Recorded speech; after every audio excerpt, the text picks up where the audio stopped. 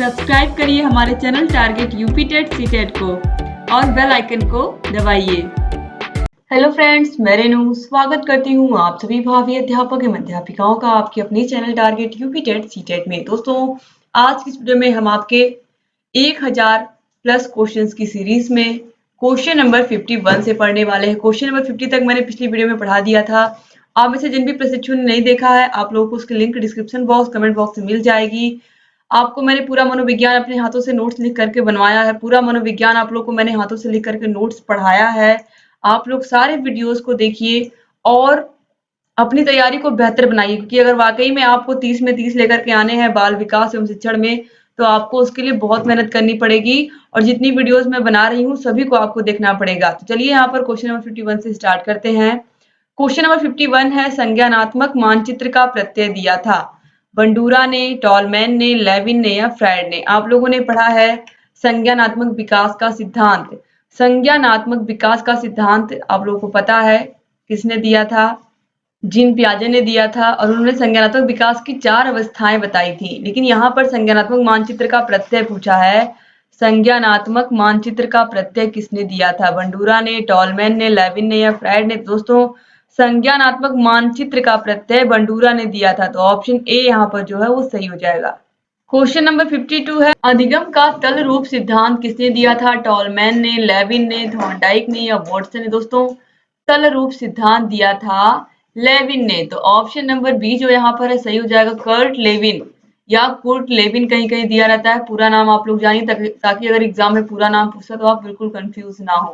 ठीक है, इसके बाद क्वेश्चन नंबर 53 पे हम आते हैं। थॉर्नडाइक ने क्या दिया था?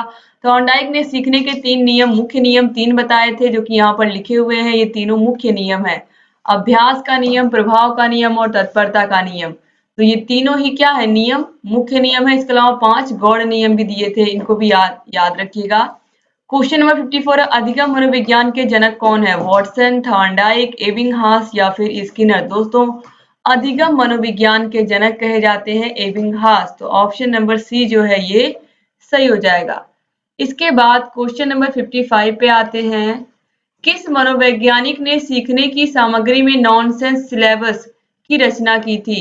जेम्स ने, वुंट ने, स्किनर ने या एबिंगहास ने। सबसे पहले यहाँ पर आप जानिए कि सीखने की सामग्री के रूप में नॉनसेंस सिलेबस का मतलब क्या होता है। दोस्तों, नॉनसेंस सिलेबस का मतलब यहाँ पर सिंपल सा समझिए कि सीखने में निरर्थक शब्दों का प्रयोग करके इन्होंने सार्थक शब्दों को, बच्चों को कैसे बच्चे सार्थक शब्द बोले निरर्थक शब्दों का प्रयोग करते करते, इसके बारे में बताया।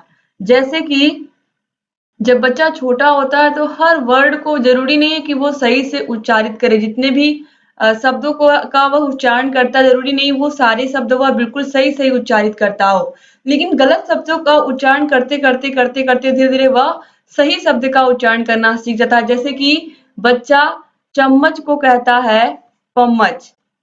ठीक है, तो इस तरीके से। इसके अलावा बच्चा रोटी को कहता है ओटी, तो इस तरीके से वह ओटी बोलते बोलते रोटी पे पहुंच जाता है, पम्मच बोलते बोलते धीरे धीरे वह चम्मच पे पहुंच जाता है। इस तरीके से यहाँ पर एक एग्जाम्पल देने की कोशिश मैंने की है, ये छोटे छोटे एग्जाम्पल्स, कि किस तरीके से जो बच्चे हैं गलत शब्दों को बोलते बोलते सही शब्दों को बोलना सीख जाते हैं। तो यह सीखने की सामग्री, गलत शब्दों से भी सही शब्दों को कैसे हम बच्चों को सिखा सकते हैं, यह बताया था एबिंगहास ने। तो ऑप्शन नंबर डी जो है यहाँ पर ये राइट आंसर हो जाएगा। इसके बाद हम आगे बढ़ते हैं। क्वेश्चन नंबर 56 है, निम्नलिखित में से कौन सा भौतिक कारक सीखने में बाधक है? शुद्ध वायु, उपयुक्त तापक्रम, उपयुक्त धूप या प्रदूषण। तो अगर शुद्ध वायु है, उपयुक्त तापमान है यानी कि टेम्परेचर बिल्कुल सही है, धूप भी बिल्कुल अच्छी है, तो ये सारी चीजें क्या होंगी? ये बाधक नहीं होंगी, बल्कि क्या करेंगी? ये तो सहायता करेंगी और सीखने में। लेकिन ऑप्शन नंबर डी जो है प्रदूषण है, अगर वायु प्रदूषण है उस जगह पर या ध्वनि प्रदूषण है तो पढ़ाना क्या होगा? मुश्किल होगा या सिखाना मुश्किल होगा।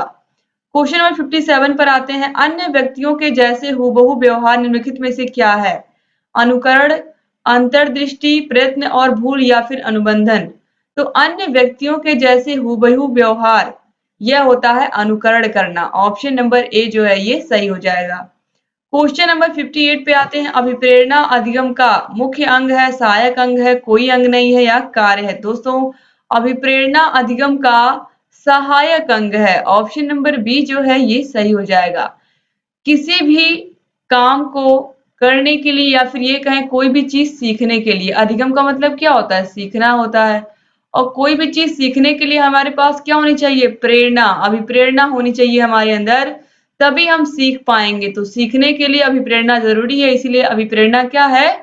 सहायक अंग है सीखने का। क्वेश्चन नंबर 59 पे आते हैं। प्रेरणा का स्रोत नहीं है, चालक, उद्दीपन, प्रेरक या भोजन। तो प्रेरणा का स्रोत नहीं है भोजन। ऑप्शन नंबर डी जो है ये सही हो जाएगा। बाकी चालक, उद्दीपन, प्रेरक ये सब क्या है? प्रेरणा के स्रोत है। क्वेश्चन नंबर 60 पर आते हैं। सीखने के उद्दीपक अनुक्रिया सिद्धांत के मुख्य प्रतिपादक कौन है? तो उद्दीपक अनुक्रिया सिद्धांत या एसआर थियरी भी इसको कहते हैं। एसआर थियरी के जनक कौन है? थॉर्नडाइक, पाउलो, स्किनर या कोहलर। तो राइट आंसर है थॉर्नडाइक। ऑप्शन नंबर ए सही हो जाएगा। इसके बाद क्वेश्चन नंबर 61 पर आते हैं। पाउलो ने अपने अधिगम सिद्धांत को किस रूप में प्रस्तुत किया था?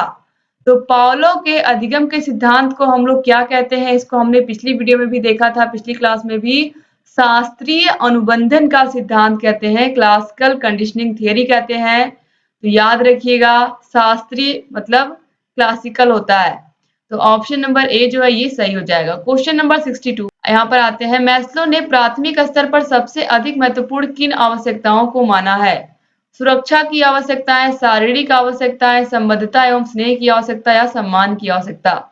तो मैस्लो ने प्राथमिक स्तर पर सबसे अधिक महत्वपूर्ण शारीरिक आवश्यकताओं को माना है। तो यहाँ पर ऑप्शन बी जो है ये सही हो जाएगा। क्वेश्चन नंबर 63 है। थॉर्नडाइक द्वारा प्रतिपादित सीखने के मुख्य नियम कितने हैं? तो थॉर्नडाइक ने सीखने के मुख्य 3 नियम दिए हैं। अभ्यास का नियम, तत्परता का नियम और प्रभाव का नियम। तो ऑप्शन नंबर बी जो है यहाँ पर सही हो जाएगा। क्वेश्चन नंबर 64 है। अभिप्रेरणा से उत्पन्न क्रियाशीलता ही सीखने के लिए उत्तरदायी होती है, यह कथन किसका है? अभिप्रेरणा से उत्पन्न क्रियाशीलता ही सीखने के लिए उत्तरदायी होती है, यह कथन किसका है? बिने का, डगलस का, बीएफ स्किनर का या इनमें से कोई नहीं। दोस्तों यहाँ पर राइट आंसर हो जाएगा बीएफ स्किनर, यानी कि यह कथन किसका है? स्किनर का है। क्वेश्चन नंबर 65 पर आते हैं। कोहलर का प्रयोग सीखने के किस सिद्धांत से संबंधित है? तो कोहलर का प्रयोग सीखने के सूर्य के सिद्धांत से संबंधित है। क्वेश्चन नंबर 66 पर आते हैं। निम्न में से सीखने के नियमों का प्रतिपादन किसने किया? तो सीखने के 3 नियम किसने दिए हैं? मुख्य 3 नियम, अभ्यास का नियम, तत्परता का नियम और प्रभाव का नियम थॉर्नडाइक ने दिया है। इसके अलावा 5 गौड़ नियम भी दिए हैं। तो ऑप्शन नंबर सी सही हो जाएगा। क्वेश्चन नंबर 67 पर आते हैं। स्मृति का स्थान मस्तिष्क में नहीं वरन शरीर के अवयवों में है, यही कारण है कि हम करके सीखते हैं, यह कथन किसका है? स्मृति का स्थान मस्तिष्क में नहीं वरन शरीर के अवयवों में है, यही कारण है कि हम करके सीखते हैं, यह कथन किसका है? मार्सेल का, सिम्पसन, डॉक्टर मैथ का या डॉक्टर बोस का? तो राइट आंसर दोस्तों यहाँ पर हो जाएगा option number C, doctor math का। क्वेश्चन नंबर 68 पर आते हैं। एक बालक ने एक कुत्ते को डंडे से मारकर भगा दिया। अब जब भी कुत्ता बालक को देखता है तो तुरंत भाग जाता है। कुत्ते की यह सीखने की क्रिया किस प्रकार की है? अनुकरण प्रवृत्ति द्वारा सीखना, संबद्ध सहज क्रिया द्वारा सीखना, सूझ द्वारा सीखना या प्रयास एवं त्रुटि द्वारा सीखना। दोस्तों यहाँ पर आप देखिए राइट आंसर होगा संबद्ध सहज क्रिया द्वारा सीखना, यानी कि उस कुत्ते को डंडे से मारकर उस बच्चे ने भगा दिया तो वह कुत्ता जैसे ही उस बच्चे को वापस देखता है वह भाग जाता है, यानी कि उसे लगता है कि यह फिर मुझे मारेगा। कुत्ते को यह एहसास हो जाता है कि वह फिर उसे मारेगा डंडे से। तो इस तरीके से कुत्ते और उसके बीच में एक सहज संबंध स्थापित हो जाता है। तो यहाँ पर देखिए संबद्ध सहज क्रिया द्वारा सीखना, जिस तरीके से पावलो ने अपने कुत्ते पर प्रयोग किया था, जैसे ही वह घंटी बजती थी तुरंत उसके मुंह से लार निकलता था और उसको भोजन दिया जाता था। तो इस तरीके से यहाँ पर भी कुछ उसी तरीके का यहाँ पर प्रयोग किया गया है। क्वेश्चन नंबर 69 है। व्यवहार में उत्तरोत्तर अनुकूलन की प्रक्रिया ही अधिगम है, यह किसने कहा है? वुडवर्थ ने, थॉर्नडाइक ने, ई.एल. पील ने या स्किनर ने? दोस्तों यहाँ पर आप देखिए राइट आंसर हो जाएगा ऑप्शन नंबर डी, स्किनर ने। क्वेश्चन नंबर 70 पर आते हैं। स्किनर द्वारा दिए गए अधिगम सिद्धांत का क्या नाम है? स्किनर द्वारा दिए गए अधिगम सिद्धांत का क्या नाम है? तो स्किनर ने जो अधिगम का सिद्धांत दिया था क्रिया प्रसूत अनुबंधन का सिद्धांत, तो इसे हम सक्रिय अनुकूलित अनुक्रिया सिद्धांत भी कहते हैं। तो ऑप्शन नंबर डी जो है यहाँ पर ये राइट आंसर हो जाएगा। क्वेश्चन नंबर 71 पर आते हैं। सुखदायक प्रभाव सह संबंध पक्के होते हैं। सुखदायक प्रभाव से संबंध पक्के होते हैं और दुखदायक प्रभाव से कमजोर होते हैं। यह नियम कौन सा नियम कहलाता है? अगर हमने कोई काम किया है और उस काम में हमें सफलता मिली है तो हम उस काम को फिर से करना चाहेंगे, और अगर उस काम को करने के बाद हमें सफलता नहीं मिली है तो उस काम को हम दोबारा नहीं करेंगे। यानी कि जिस क्रिया से हमें खुशी मिलती है उसको हम बार बार करेंगे, लेकिन जिससे हमें दुख मिलता है हम उसे नहीं करना चाहेंगे। तो यह क्या है? एक तरीके से प्रभाव ही तो है। जिसका प्रभाव हमारे ऊपर अच्छा पड़ा उस काम को हम कर रहे हैं, जिसका हमारे ऊपर अच्छा प्रभाव नहीं पड़ा उस काम को हम नहीं कर रहे हैं। तो इसे हम कहेंगे प्रभाव का नियम। तो ऑप्शन नंबर सी जो है ये सही हो जाएगा। इसके बाद क्वेश्चन नंबर 72 पर आते हैं। प्रयत्न एवं भूल सिद्धांत को दर्शाने के लिए थॉर्नडाइक ने किस पर प्रयोग किया था? बहुत ही आसान सा क्वेश्चन है। थॉर्नडाइक ने अपना प्रयोग किस पर किया था? तो बिल्ली पर किया था। क्वेश्चन नंबर 73 पर आते हैं। क्रिया को उत्तेजित करने, नियमित करने तथा जारी रखने की प्रक्रिया को अभिप्रेरणा कहते हैं। यह कथन किसका है? और यह बहुत इंपॉर्टेंट है, एग्जाम में पूछा भी जा चुका है। क्रिया को आरंभ करने, नियमित करने और जारी रखने की प्रक्रिया को हम अभिप्रेरणा कहते हैं, और यह कथन है गुड का। तो ऑप्शन नंबर बी जो है ये सही हो जाएगा। इसके बाद क्वेश्चन नंबर 74 पर आते हैं। मैकडूगल के अनुसार अभिप्रेरणा की व्याख्या किस आधार पर की जा सकती है? उत्तेजक व अनुक्रिया, जीवन चक्र व लक्ष्य प्राप्ति, जन्मजात मूल प्रवृत्तियां, या फिर उत्तेजक व अर्ध चेतन। तो दोस्तों इनको हम क्या कह सकते हैं? मैकडूगल के अनुसार अभिप्रेरणा की व्याख्या किस आधार पर कर सकते हैं? तो जन्मजात मूल प्रवृत्तियां। तो ऑप्शन नंबर सी जो है ये सही हो जाएगा। क्वेश्चन नंबर 75 पर आते हैं। व्यक्ति का व्यवहार उसकी मूल प्रवृत्तियों से संचालित होता है। किसने कहा है? दोस्तों व्यक्ति का व्यवहार उसकी मूल प्रवृत्तियों से संचालित होता है, यह कथन है मैकडूगल का। तो ऑप्शन नंबर ए जो है ये राइट आंसर हो जाएगा। दोस्तों जहां पर भी आप मूल प्रवृत्तियां देखोगे आप तुरंत मैकडूगल को याद करोगे, क्योंकि अक्सर आप देखोगे मूल प्रवृत्ति का संबंध ही चूंकि मैकडूगल से है, इसलिए अक्सर आंसर यही सही होता है। तो ये आप जरूर याद रखिएगा। क्वेश्चन नंबर 76 है। पावलो ने अपना अनुकूलित अनुक्रिया सिद्धांत का प्रयोग किस जानवर पर किया था? कितना आसान सा क्वेश्चन है। पावलो ने अपना प्रयोग किस पर किया था? कुत्ते पर किया था। Question number 77। अभिप्रेरणा का स्वास्थ्य सिद्धांत किसने दिया था? अभिप्रेरणा का स्वास्थ्य सिद्धांत डी हैव ने, डिसिको ने, फ्रेडरिक हर्जबर्ग ने, या स्किनर ने? दोस्तों राइट आंसर है option number C, Frederick Herzberg ने। ऑप्शन नंबर सी सही हो जाएगा। क्वेश्चन नंबर 78 है। जॉन पी डिसिको ने अभिप्रेरणा देने वाले घटकों की संख्या बताई है। दोस्तों यहाँ पर राइट आंसर हो जाएगा ऑप्शन नंबर डी 10। तो जॉन पी डिस्को ने अभिप्रेरणा देने वाले घटकों की संख्या 10 बताई है। क्वेश्चन नंबर 79 पर आते हैं। अधिगम स्थानांतरण के सामान्य एवं विशिष्ट तत्वों के सिद्धांत का प्रतिपादन किसने किया था? मन ने, स्पीयरमैन ने, क्रो एंड क्रो ने, या थॉर्नडाइक ने? तो अधिगम स्थानांतरण के सामान्य एवं विशिष्ट तत्वों के सिद्धांत का प्रतिपादन स्पीयरमैन ने किया था। तो ऑप्शन बी यहाँ पर सही हो जाएगा। सामान्य एवं विशिष्ट तत्वों का सिद्धांत आप लोगों को बुद्धि में भी याद होगा। बुद्धि का द्विकारक सिद्धांत भी किसने दिया है? स्पीयरमैन ने ही दिया है। क्वेश्चन नंबर 80 पर आते हैं। अधिगम स्थानांतरण के सामान्यीकरण के सिद्धांत के प्रतिपादक हैं स्किनर, सी एच जड, स्पीयरमैन, या कॉलसनिक? दोस्तों यहाँ पर राइट आंसर है option number A, Skinner. Question number 81 पर आते हैं। दोस्तों यहाँ पर राइट आंसर हो जाएगा option number B, C H Judd. दोस्तों यहाँ पर देखिए इनको चार्ल्स जुड कहते हैं। अधिगम स्थानांतरण के सामान्यीकरण के सिद्धांत के प्रतिपादक चार्ल्स जुड है, याद रखिएगा, बहुत इंपॉर्टेंट क्वेश्चन है। तो अधिगम स्थानांतरण के ट्रांसफर ऑफ लर्निंग का जो सामान्यीकरण का सिद्धांत है उसके प्रतिपादक चार्ल्स जुड है। ऑप्शन बी यहाँ पर सही हो जाएगा। इसके बाद क्वेश्चन नंबर 81 पर आते हैं। अधिगम स्थानांतरण का मानसिक समान तत्वों का सिद्धांत किसने दिया था? दोस्तों यहाँ पर आप देखिए अधिगम स्थानांतरण का मानसिक समान तत्वों का सिद्धांत पूछा। अधिगम स्थानांतरण के मानसिक समान तत्वों का सिद्धांत किसने दिया था? तो सामान्य तत्वों का सिद्धांत, समान तत्वों का सिद्धांत दिया था थॉर्नडाइक ने। तो ऑप्शन डी जो है यहाँ पर ये बिल्कुल सही हो जाएगा। तो याद रखिएगा जब अधिगम में समान तत्वों का सिद्धांत पूछेगा तो थॉर्नडाइक सही होंगे, और अगर सामान्यीकरण का सिद्धांत पूछेगा, सामान्यीकरण का, तो यहाँ पर जड सही होंगे। जड कहीं कहीं जुड लिखा हुआ मिलता है, यहाँ ऊपर मैंने आपको जुड भी बता दिया है। तो जड भी सही है, जुड भी सही है। याद रखिएगा, आप लोग को याद रखने से मतलब है सी एच जड या जुड।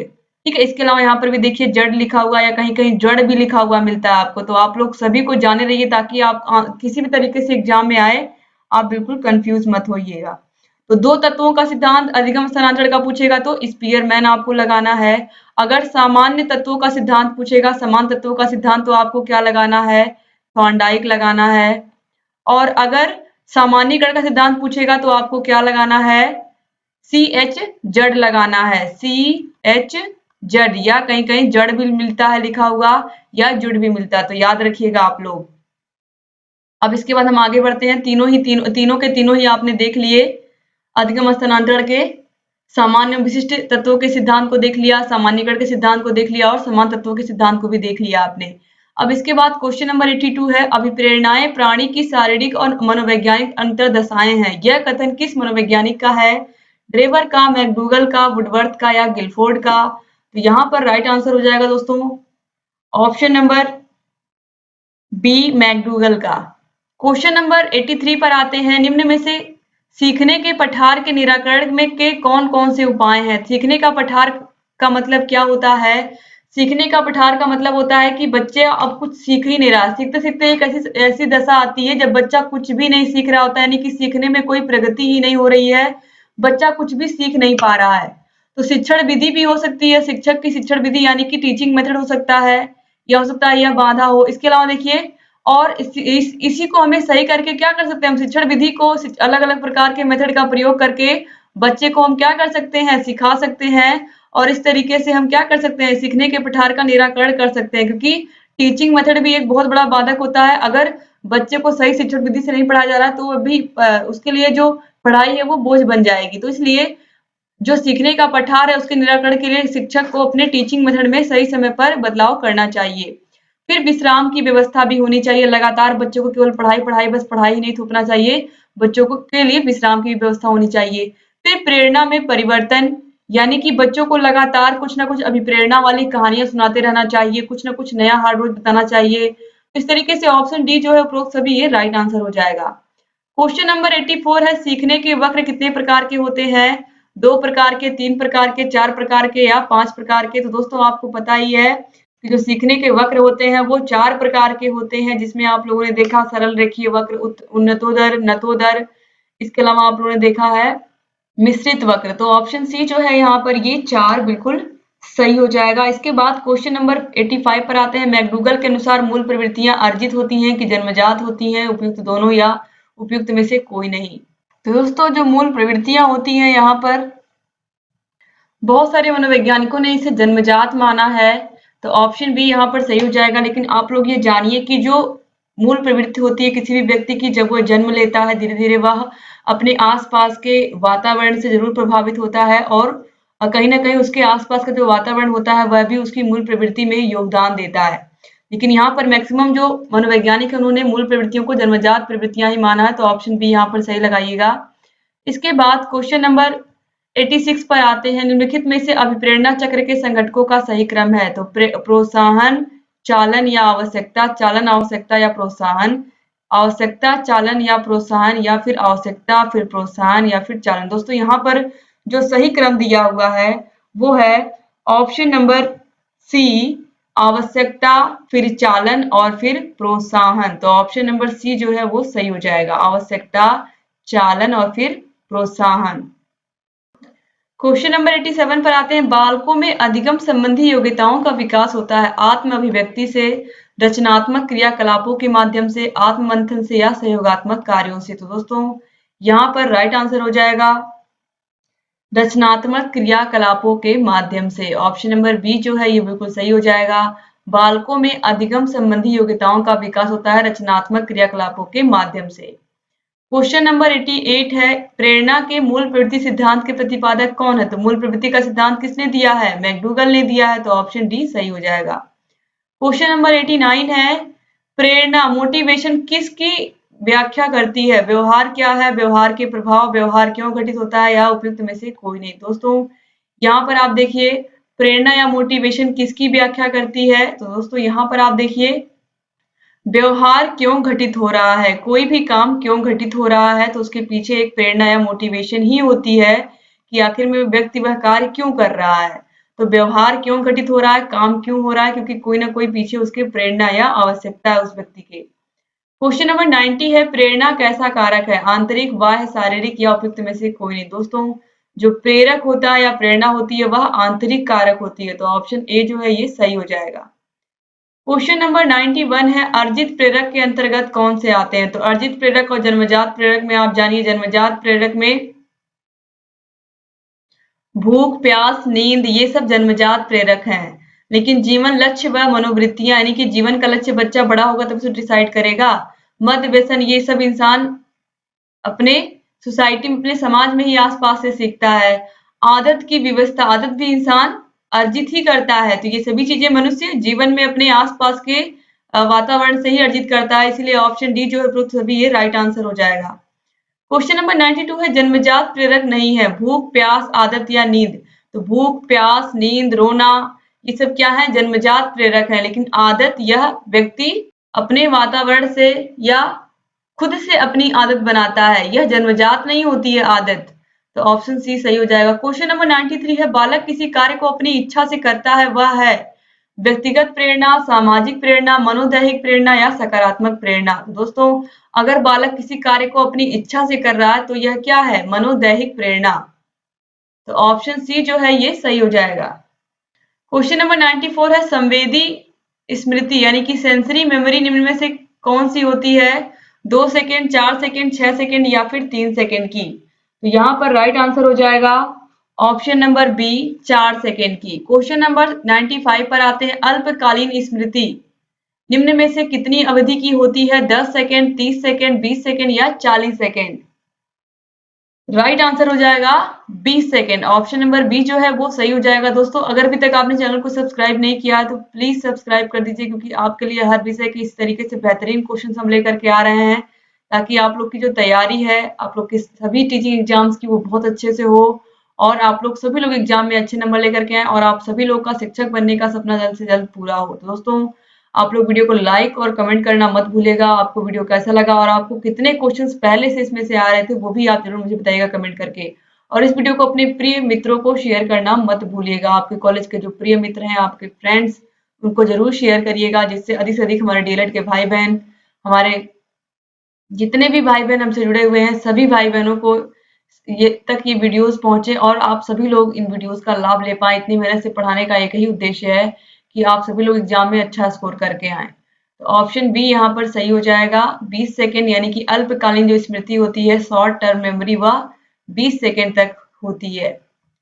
क्वेश्चन नंबर 96 पर आते हैं, स्मृति की सर्वश्रेष्ठ प्रणाली कौन सी है, पुनर्स्मरण करवाना, पुनः याद करवाना, पहचानना या पुनर्संरचना। सबसे आसान तरीका है पहचानना।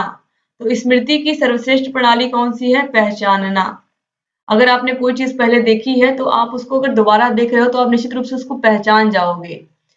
तो यह सबसे अच्छा तरीका है। क्वेश्चन नंबर 97 है, प्रेरणा होती है सकारात्मक, नकारात्मक, भावात्मक या ए और बी दोनों। दोस्तों जो प्रेरणा होती है वो सकारात्मक और नकारात्मक यहाँ पर दोनों होती है, तो ऑप्शन डी ए और बी दोनों राइट आंसर हो जाएगा।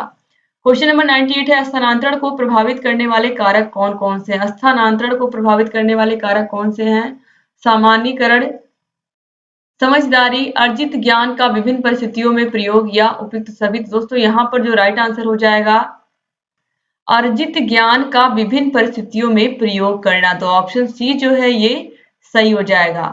जो स्थानांतरण का मतलब होता है कि जो आपने ज्ञान सीखा है, जो आपने ज्ञान सीखा, जो आपने नॉलेज ली है, उसको आप विभिन्न परिस्थितियों में उसका प्रयोग कर पा रहे हो या नहीं कर पा रहे हो, यही होता है स्थानांतरण।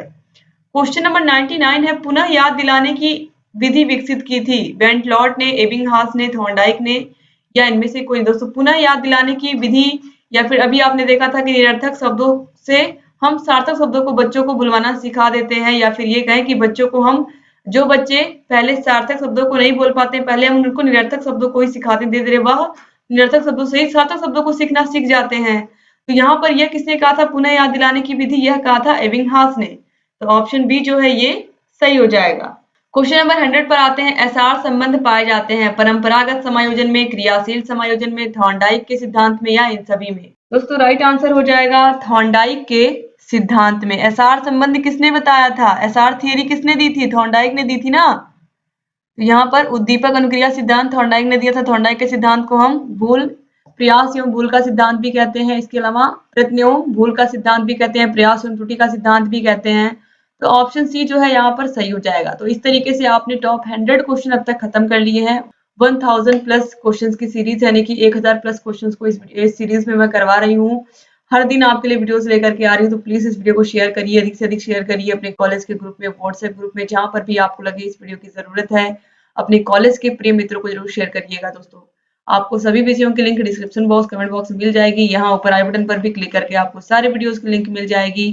चैनल से बने रहिए, सारे वीडियोस को देखिए। और अगर आपको हर विषय की फ्री पीडीएफ चाहिए, नोट्स चाहिए, तो पीडीएफ के लिए आप हमारे टेलीग्राम चैनल को ज्वाइन करिए। टेलीग्राम का लिंक भी आपको डिस्क्रिप्शन बॉक्स, कमेंट बॉक्स में मिल जाएगा। हर विषय की आपको वीडियोस वहां पर मिल जाएंगी, हर विषय की पीडीएफ मिल जाएगी और आप अपनी तैयारी को और बेहतर कर सकते हैं। सिंपली टेलीग्राम पर जा करके आप टारगेट यूपी टेट सीटेट को सर्च करके इस तरीके से येलो कलर का हमारा लोगो मिल जाएगा। इस तरीके से TUC लिखा हुआ, टारगेट यूपी टेट सीटेट, आप उस पर क्लिक करके ज्वाइन कर लीजिए और आपको वहां पर भी सारे विषयों की वीडियोस मिल जाएंगी। यहाँ ऊपर आई बटन पर भी क्लिक करके आपको सारे वीडियोस की लिंक मिल जाएगी। उम्मीद करती हूँ आप चैनल से बने रहेंगे और सारे वीडियोस को ऐसे देखते रहेंगे। तो दोस्तों मिलते हैं अगले वीडियो में। और आप लोग तैयारी करते रहिए, जहाँ कहीं कोई भी समस्या है हमसे बताते रहिए। जय हिंद दोस्तों।